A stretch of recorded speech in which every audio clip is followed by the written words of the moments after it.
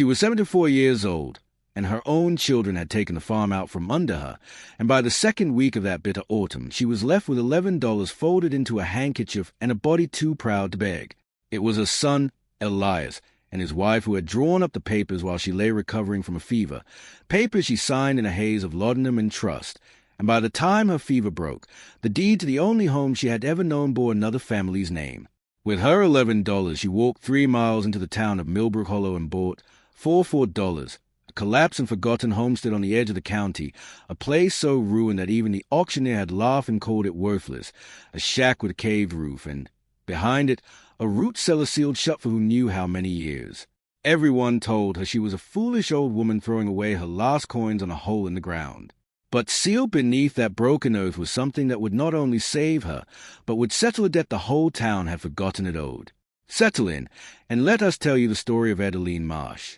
If you have ever felt tossed aside by the very people who were supposed to hold you closest, tell us in the comments. We would love to hear how you found your footing again. Adeline Marsh had been born in 1841 in a cabin not unlike the one she would one day be forced to buy back her dignity with, in a hollow of Kentucky hill country where the winters came early and stayed long and the summers were thick with the smell of tobacco curing in the barns. Her father, Thomas Whitfield, was a root cellar man before anyone in the county had a name for what that meant, a farmer who understood, in his bones, that the difference between a family surviving winter and a family starving through it was not the harvest itself, but what you did with the harvest after it was pulled from the ground. He taught young Adeline how to read the temperature of packed earth with the flat of a palm, how to lay a straw in apples so that one bad fruit would not rot its neighbors, how to build shelving from green so it would not warp and collapse under the weight of stored provisions. He taught her, too, though she did not understand it then, that a root cellar was never simply a hole dug into a hillside.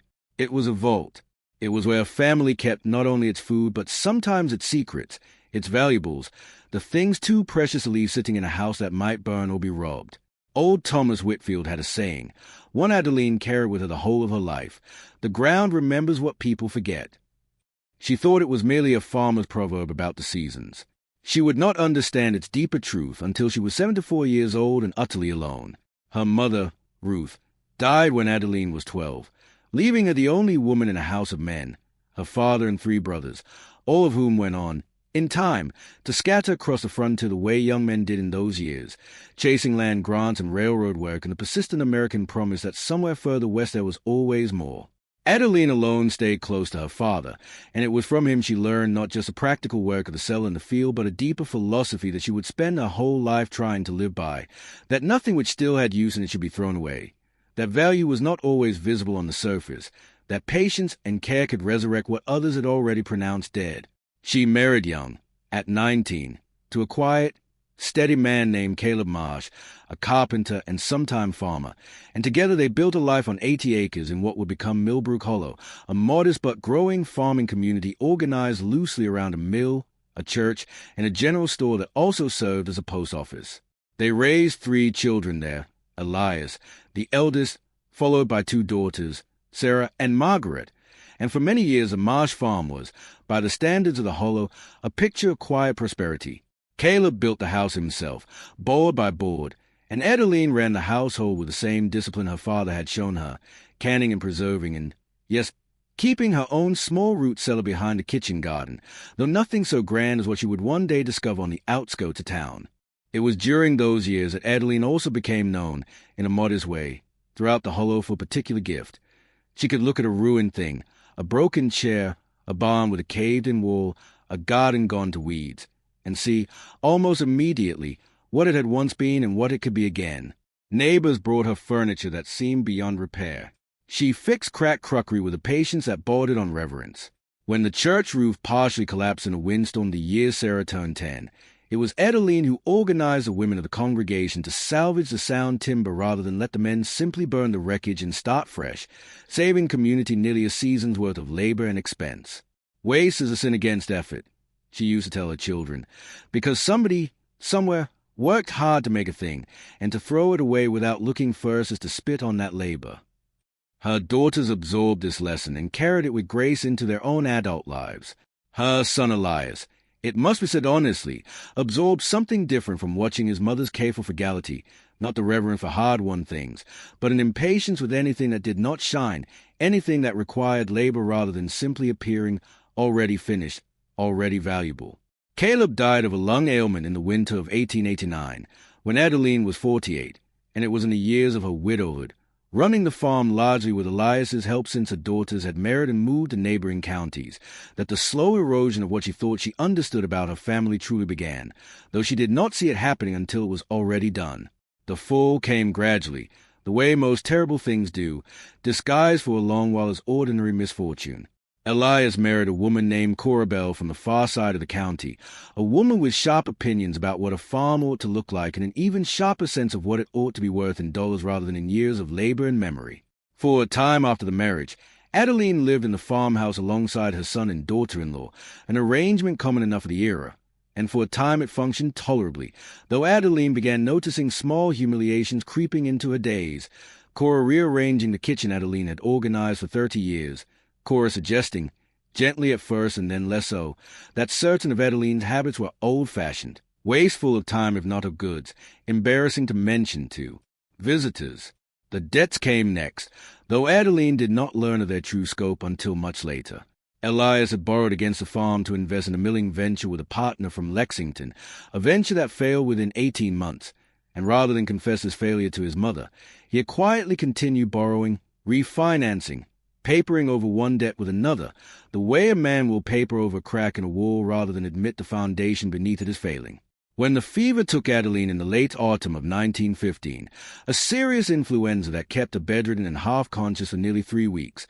Cora and Elias saw, whether they framed it to themselves this way or not, an opportunity. Papers were drawn transferring the farm fully into Elias's name, ostensibly to protect it from creditors circling his failed investments, and Adeline, weak and disoriented and trusting her own son without question, signed where she was told to sign. By the time her fever broke and her mind cleared enough to understand what she had done, the transfer was final, recorded at the county courthouse, unassailable. Cora did not wait long after that. Within 2 weeks, Adeline found her belongings packed into 2 trunks on the porch and was told, not unkindly but not warmly either, that the house was needed for Elias and Cora's own growing family, and that surely Adeline, resourceful as she had always claimed to be, could find lodging in town. Her daughters, when she wrote to them in her shame and confusion, sent what little money they could spare, along with word of outrage on her behalf. But neither had room to take in an aging mother, both struggling with their own young families and their own hard seasons.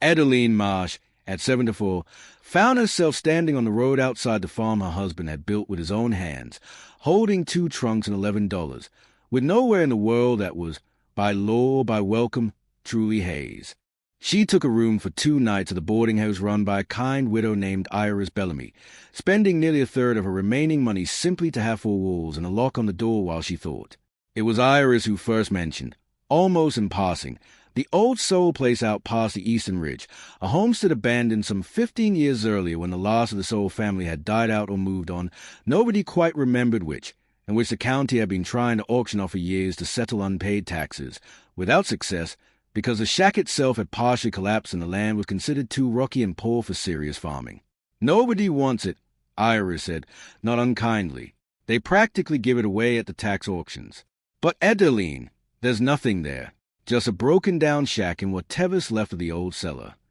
Adeline, sitting in Iris's modest parlor with her hands folded in her lap and her whole life reduced to 2 trunks, found herself thinking of her father's voice, decades gone now but never quite silent in her memory. The ground remembers what people forget. She had nowhere else to go, and $11 minus what she'd spent at the boarding house would not carry her far in any direction. So on a gray Tuesday morning in November, she walked the 3 miles to the county courthouse where the tax auction was held on the courthouse steps, a small, sparse affair attended mostly by men looking for cheap grazing land, and when the auctioneer called the sold parcel, there was a long silence, a shuffling of feet, until finally someone offered $2 as something between a joke and an insult. Adeline, standing at the edge of the small crowd in her traveling coat, heard herself say, in a voice steadier than she felt, $4.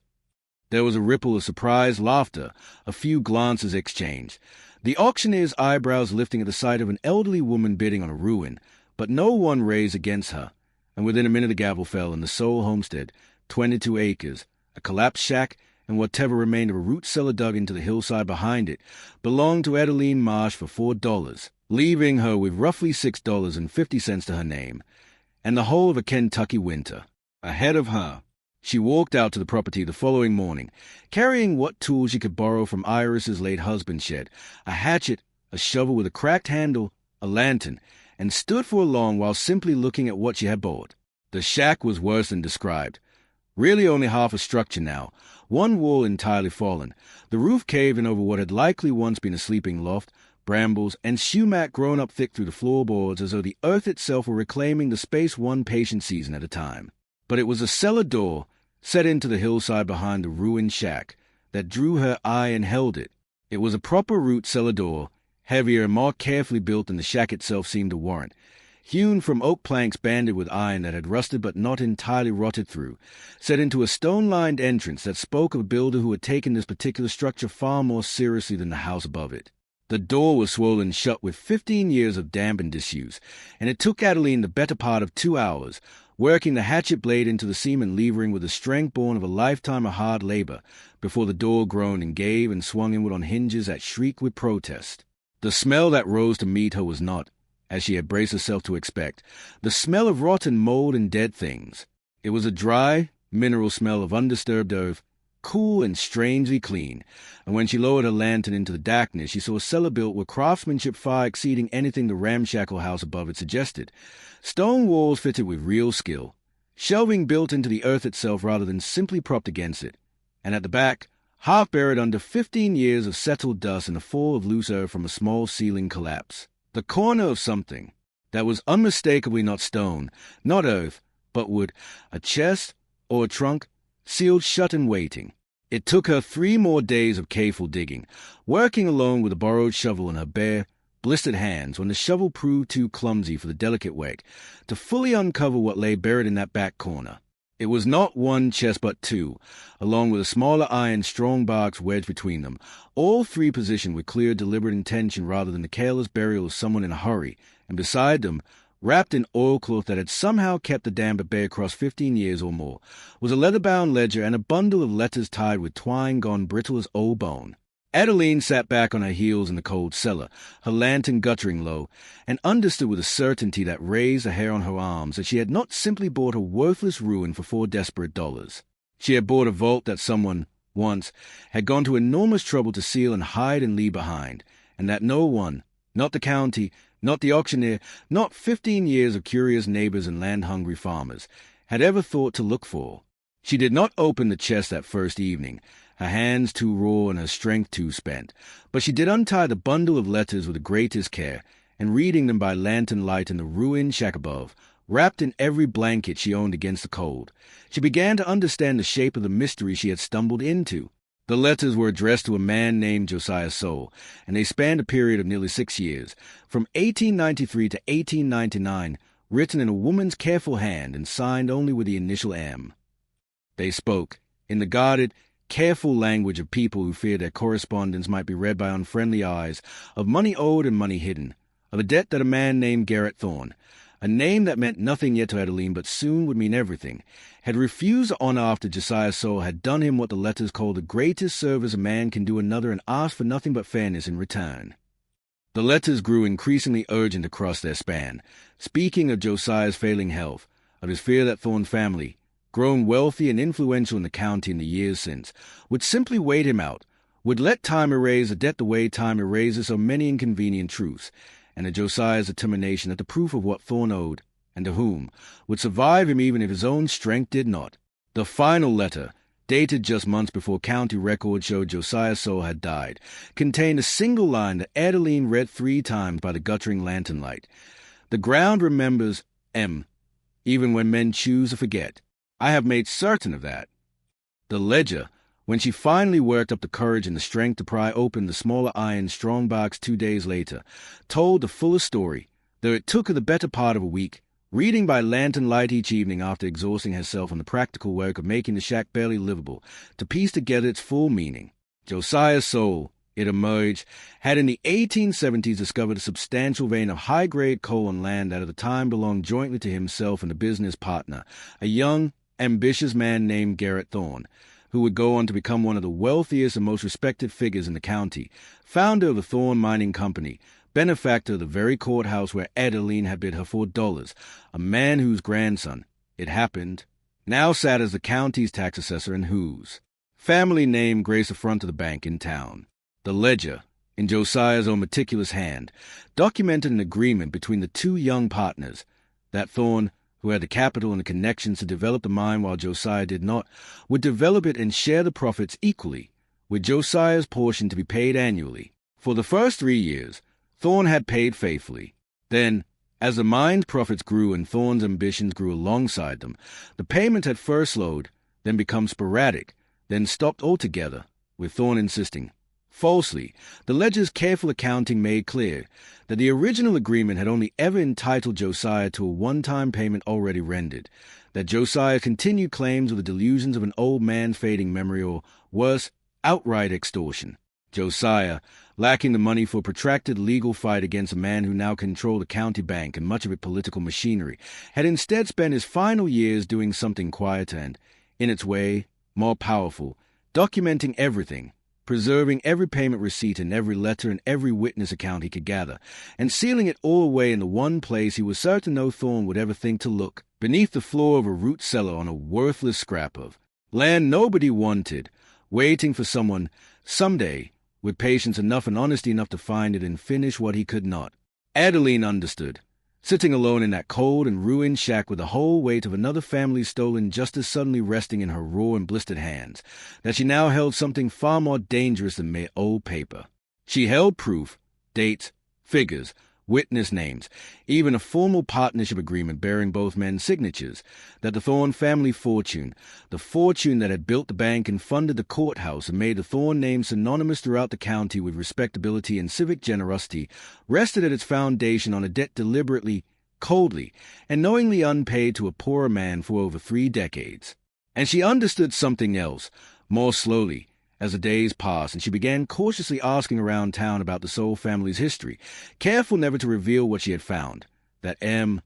the woman who had written those urgent, loving, frightened letters to Josiah, was almost certainly Josiah's own daughter, Miriam Soule, who, according to the older residents of the Hollow, had left the county shortly after her father's death and had never returned, and who, if she still lived, might well have children or grandchildren of her own somewhere in the world, who had grown up not knowing that a debt owed to their family, a deb, that could still mean something even now, sat sealed in the ground waiting to be claimed. It did not take long for word to spread that the old widow Marsh, cast off by her own son, was spending her days out of the abandoned Soule place,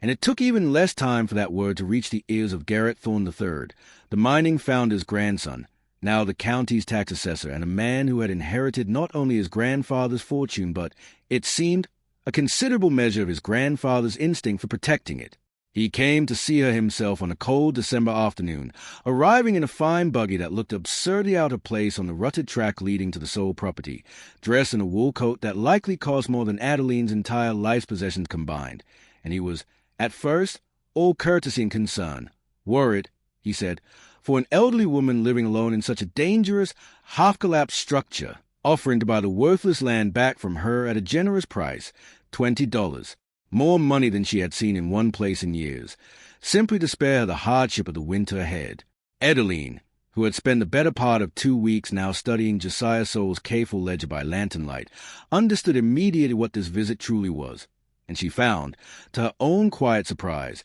that 74 years of being underestimated by men had left her with considerable reserve of patience and an even more considerable reserve of nerve. She thanked Mr. Thorne for his concern, told him she was quite settled and had no interest in selling, and watched his courteous smile tighten by the smallest degree at the corners. He returned twice more over the following weeks, each visit shedding a further layer of politeness, until on the 3rd visit he arrived not with offers but with a lawyer, informing Adeline that the county's records regarding the original tax auction were being reviewed for irregularities, that her claim to the property might well be challenged, that an elderly woman alone would find such legal proceedings both expensive and exhausting, and that it would be so much simpler, so much kinder to herself, to accept his earlier generous offer before matters grew complicated. It was around this same time that Elias, her own son, appeared at the property as well, sent, Adeline understood without being told, by Cora, who had somehow gotten wind that the mother she had turned out onto the road might have stumbled into something of value after all, and Elias's visit was, in its way, more painful than Thorne's, filled as it was with a son's practiced charm now aimed not at reconciliation, but at persuading his mother that whatever she had found rightfully belonged, in some vague filial sense, to him. Adeline, standing in the doorway of the shack she had spent weeks patching and mending with her own hands, looked at her son, at the same eyes Caleb had given him, the same set of the jaws she remembered from his boyhood, and told him, gently but without a single trace of doubt in her voice, that she loved him still and always would, but that what she had found was not his to give away on a whim any more than the farm had been his to take from her on a whim, and that she intended to see it, placed in the hands it truly belonged to. He left angry. Thorne, when she refused his final offer as well, left with something colder than anger in his eyes, and within days Adeline learned through Iris Bellamy's network of gossip and goodwill that Thorne was quietly pressuring the county assessor's office, an office he himself technically headed, to re-examine the legality of the tax auction that had sold her the land for $4. Adeline did not fight this threat with lawyers she could not afford, but with the one weapon she had, patiently gathered and lovingly preserved by a dead man 30 years gone. The truth itself laid bare in his own meticulous hand. She wrote, with Iris's help, to the county newspaper, and separately to the State Mining Commission, enclosing careful transcriptions of the partnership agreement and the payment ledgers, not accusing Garrett Thorne III of any wrongdoing of his own, but simply asking, publicly and calmly, whether the original 1870s partnership between Josiah Soule and Garrett Thorne I had ever been properly settled, and whether any living Soule descendants might be entitled to an accounting. She also, through careful inquiry with the county records office and a letter sent on a hopeful whim to a church registry in the neighboring state where old residents recalled the Soule family having connections, managed to locate Miriam Soule's own daughter, now a woman in her middle years named Grace Whitcomb, living a modest life as a school teacher 2 counties over, who had grown up hearing only vague, sad family stories about a grandfather cheated out of his due and had never imagined any proof of it still existed in the world. When the newspaper story broke, quiet but unmistakable, revealing decades-old documentation of an unpaid debt of the foundation, the county's most respected family fortune, the effect was not the explosive scandal of a courtroom drama, but something slower and, in its way, more thorough, a steady erosion of the unquestioned respectability the Thorne name had always enjoyed, a flurry of uncomfortable questions at the bank and the courthouse, and, within 2 months, a quiet legal settlement, negotiated to avoid a public trial that would have proven far more damaging still, in which the Thorne family agreed to pay Grace Whitcomb and her family a sum reflecting 3 decades of unpaid partnership profits, a sum that, though reduced by lawyers and negotiations, still amounted to more money than either Grace or Adeline had ever imagined holding. Grace Whitcomb, overwhelmed with a gratitude that went beyond the money itself, insisted on sharing a portion of the settlement with Adeline, who had, after all, spent 4 of her last dollars and weeks of her own labor unearthing a truth that belonged to a family she had never met.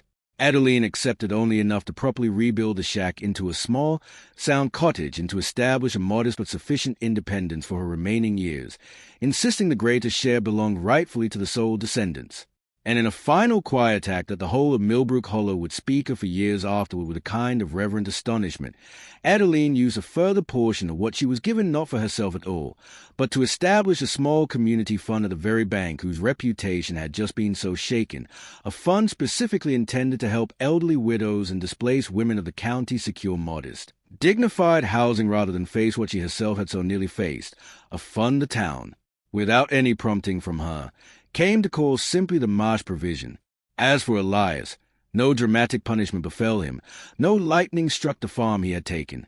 Karmic justice in Adeline's world moved, as her father had always taught her, at the patient pace of the ground itself. But the milling debts that had started his family's troubles in the first place had never gone away, merely being hidden the way the debt to Josiah Soule had once been hidden, and within 2 years, without his mother's inheritance or intervention to rescue him, Elias was forced to sell off half the original farm to satisfy his creditors, watching the very land he had taken from her diminish under his own poor stewardship, while Adeline, 3 miles away in her small sound cottage on what had, once been the worthless soul place, wanted for nothing and needed no one's forgiveness she had not already, quietly, freely given. She was 74 years old when her children took the farm and left her with $11, and she had bought four of those dollars, a ruin that the whole county had laughed at and called worthless, a shack with a caved roof and a root cellar sealed shut for 15 years. Everyone had told her she was a foolish old woman throwing away her last coins on a hole in the ground.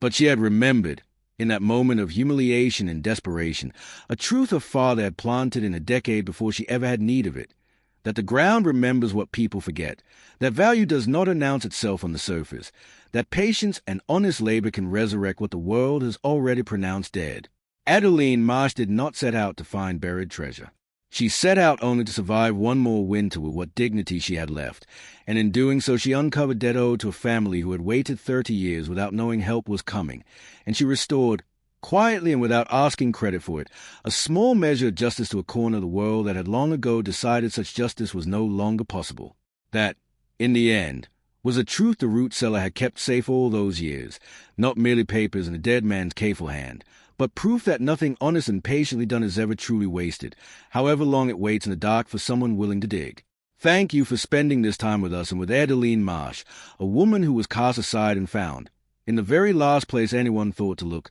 both her own worth and a way to lift someone else's family along with her. If her story moved you, we would be so grateful if you would share it with someone who might need reminding that being overlooked is not the same as being without value. Before you go, we would love to know, what is a time in your own life when you found real worth in something, or someone, that others had already written off? Tell us in the comments below. We read everyone. Until next time, stay close.